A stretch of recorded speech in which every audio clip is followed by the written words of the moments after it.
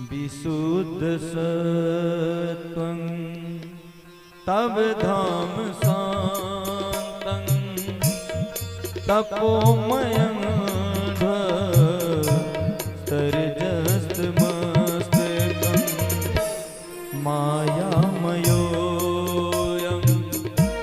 गुणसम्प्रवाहो मायामयोऽयं गुणसम्प्रवाहो न विद्यते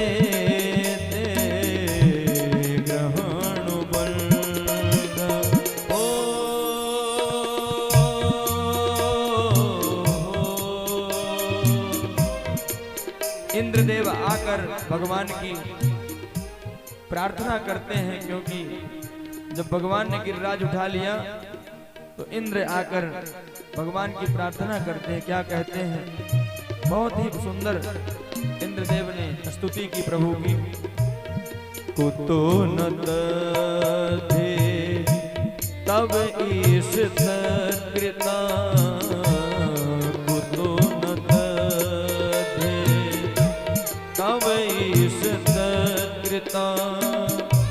लोभादयो ये बुद्धिलिंग भावा तथापि दंडं भगवान विभर्ति धर्मस्य गुप्ते खलनिग्रहाणां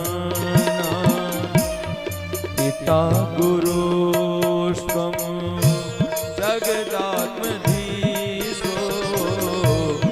पिता गुरुस्त्वं जगदात्मधीशो दुरतिकाले उपातदण्डः विशुद्ध सत्वं तव धाम शान्तं तपोमयं ध्वस्तरजस्तमस्तकं तपोमयं ध्वस्तरजस्तमस्तकं तपोमयं ध्वस्तरजस्तमस्तकं।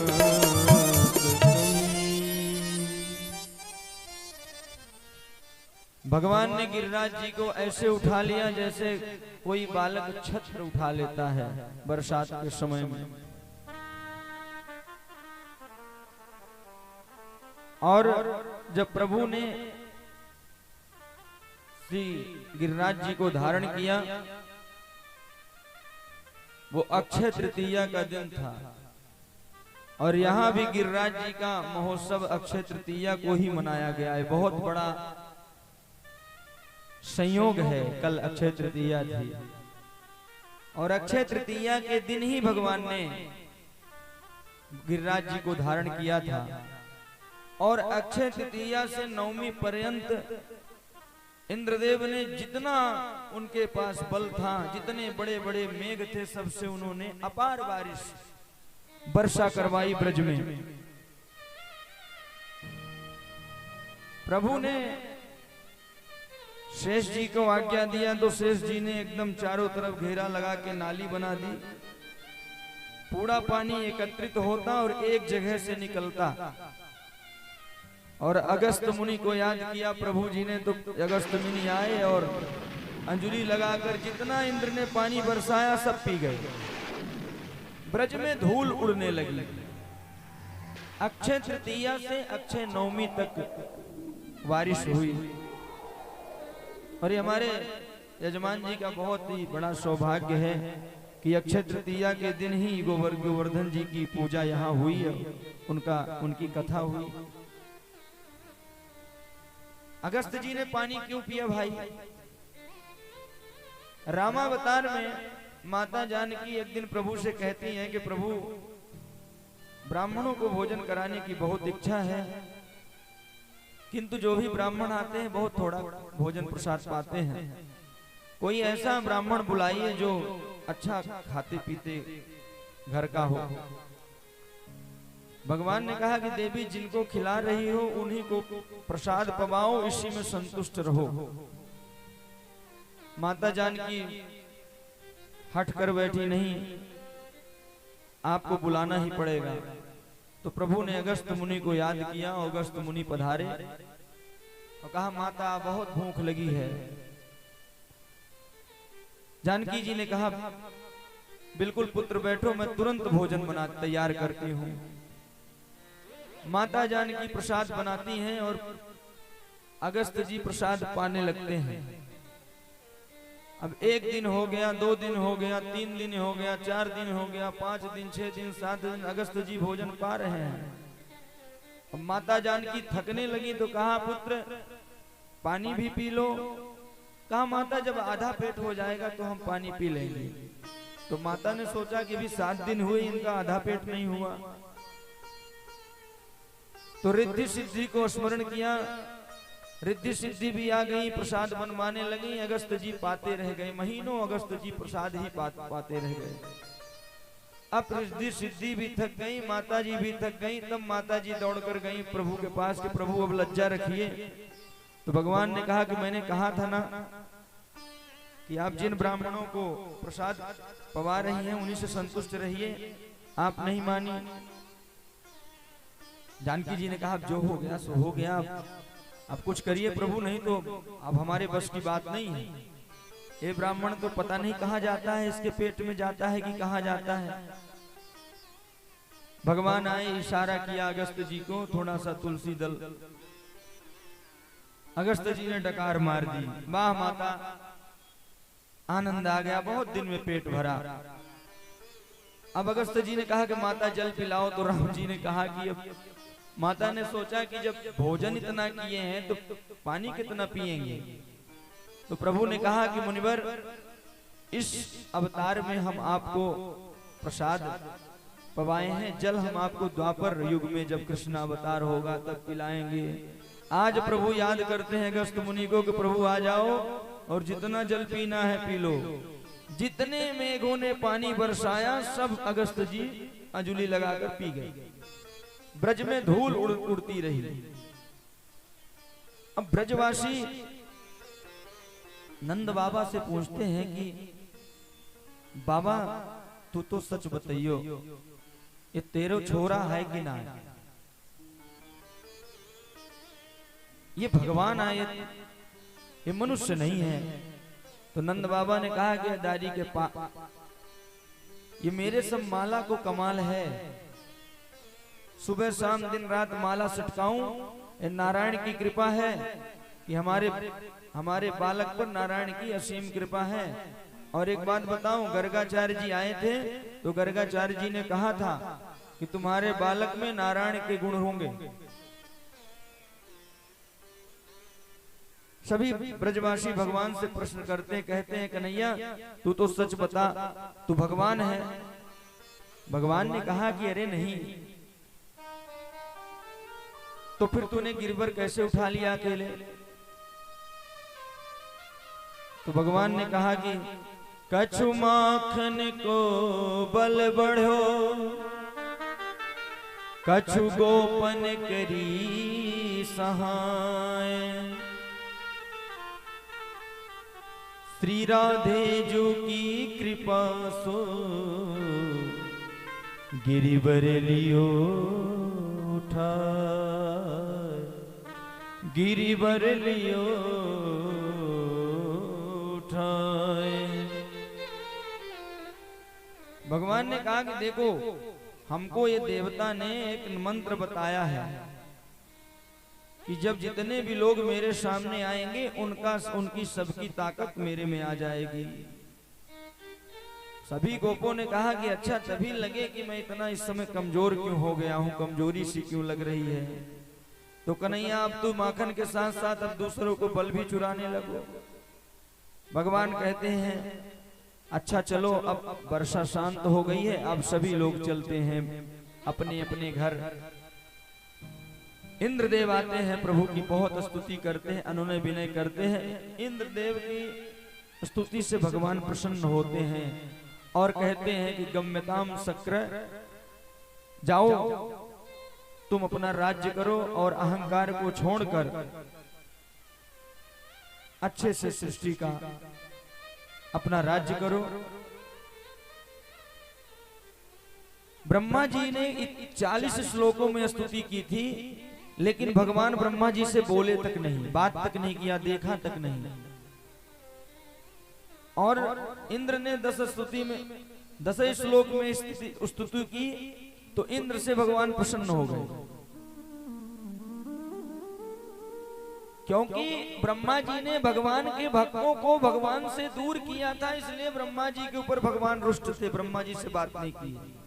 और इंद्र ने भगवान के सभी भक्तों को 7 दिन के लिए भगवान के पास रख दिया था। सभी ब्रजवासी भगवान के साथ 7 दिन रहे, इसलिए भगवान ने इंद्र को क्षमा दान दिया और आशीर्वाद दिया। इसके बाद एकादशी आती है। नंद बाबा एकादशी का व्रत करते हैं। एक दिन नंद बाबा रात्रि में 2 बजे ही उनकी निद्रा खुल गई। उनको ऐसा लगा कि सवेरा हो गया, ब्रह्म मुहूर्त हो गया। तो नंद बाबा रात्रि में ही यमुना स्नान करने चले जाते हैं। तो वरुण के जो दूत होते हैं वो वरुण भगवान के जो दूत थे वो नंद बाबा को पकड़कर वरुण लोक लेकर चले गए। रात्रि में 12 से 3 के बीच में जल में कभी स्नान नहीं करना चाहिए, ना जल को छेड़ना चाहिए, क्योंकि वरुण देवता भी सोते हैं।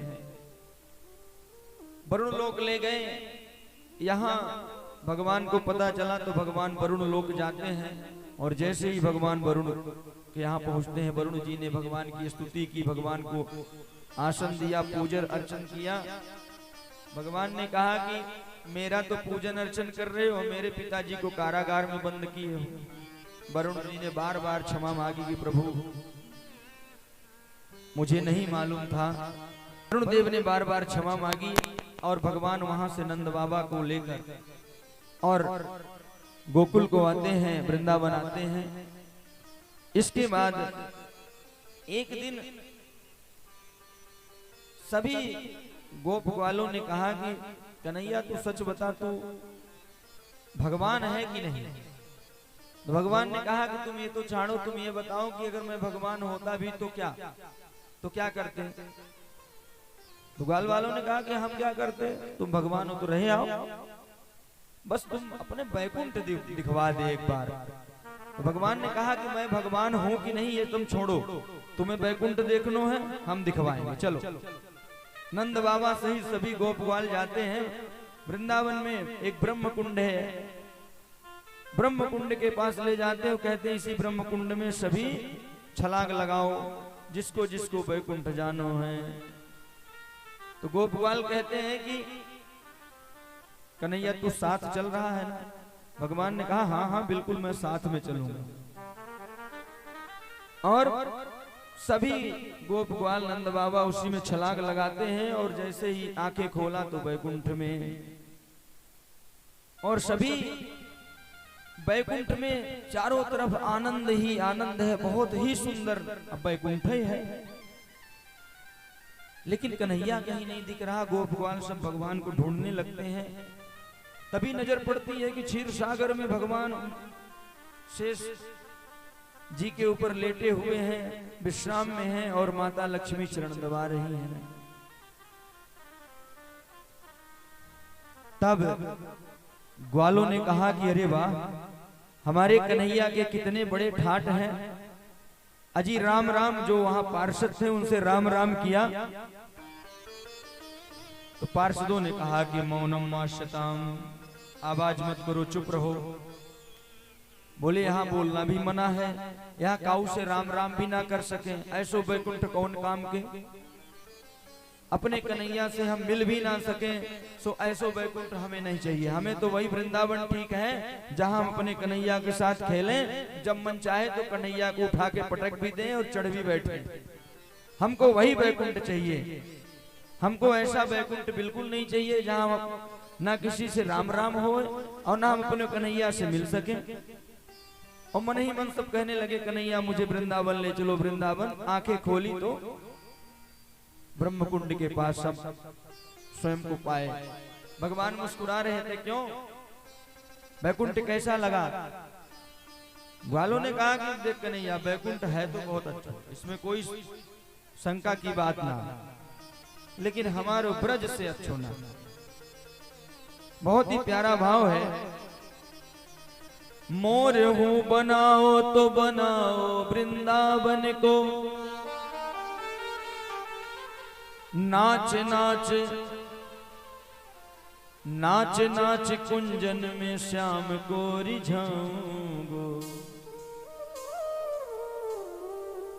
जो भक्त हैं वो मुक्ति नहीं चाहते, बैकुंठ नहीं चाहते, वो ये चाहते हैं कि हम भगवान की कथा और भगवान का गुणानुवाद सुनते रहें और करते रहें। इसलिए बहुत ही प्यारा पद गाया है। चलो रे मन श्री वृंदावन धाम, चलो रे मन श्री वृंदावन धाम, रटेंगे राधे राधे नाम।